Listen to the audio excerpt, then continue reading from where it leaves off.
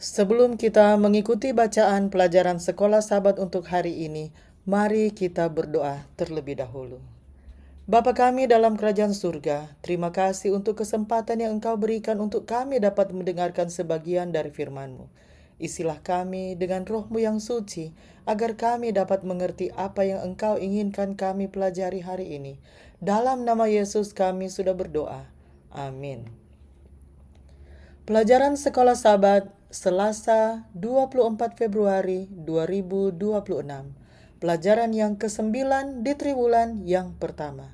Judul pelajaran sekolah sahabat kita untuk hari ini adalah Rencana Kekal Allah.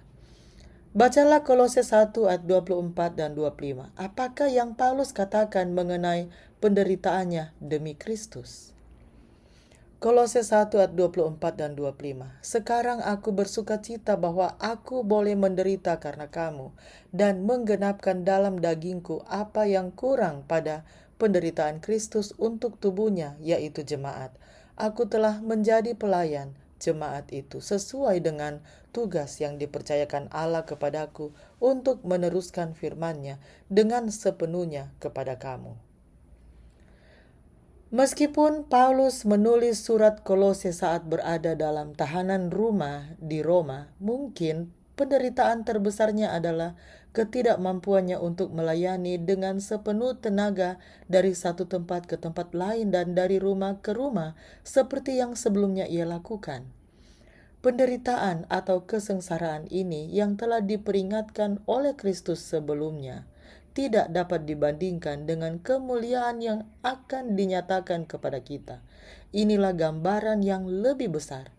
Seperti yang telah Paulus tuliskan kepada jemaat di Filipi, kini kepada jemaat di Kolose, ia bersuka cita atas penderitaannya yang adalah untuk kepentingan mereka.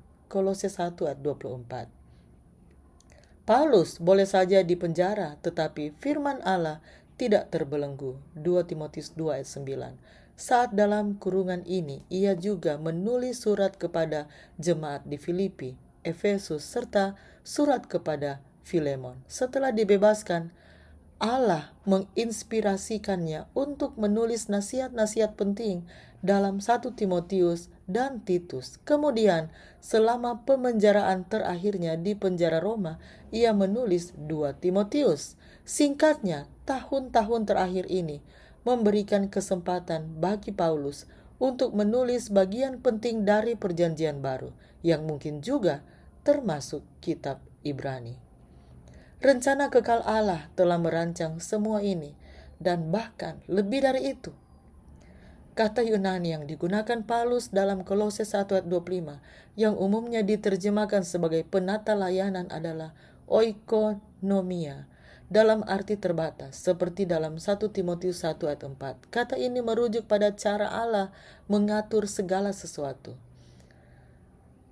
Hal ini mencakup kerasulan Paulus, namun dalam arti yang lebih luas, oikonomia mencakup seluruh ketetapan yang telah Allah buat dalam rencana keselamatan. Pelayanan Paulus, para rasul lainnya, dan bahkan para nabi perjanjian lama, termasuk Musa, dirancang untuk menggenapi firman Allah. Semuanya berkaitan dengan rencana ilahi ini.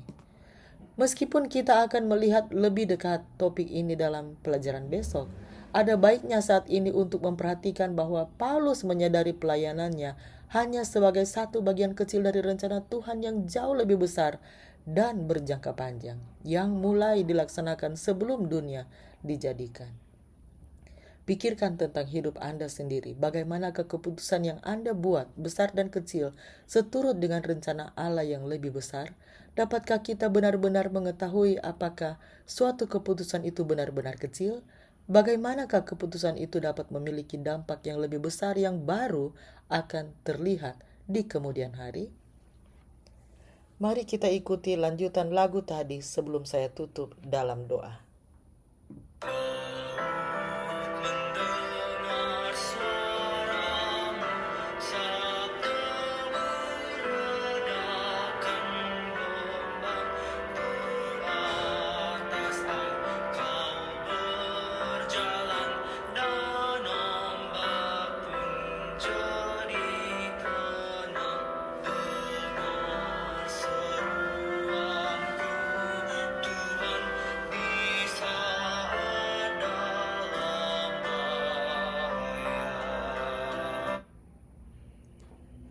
Mari kita berdoa.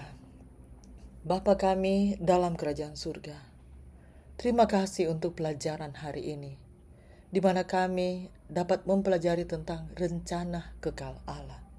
Kami dapat kembali diingatkan akan kehidupan Paulus, di mana dia bersyukur dalam penderitaannya, di mana dia menjadi bagian dari rencanamu yang kekal, di mana dia dapat menjadi seseorang yang mengabarkan Injil dalam penderitaan, dalam tantangan yang dia hadapi.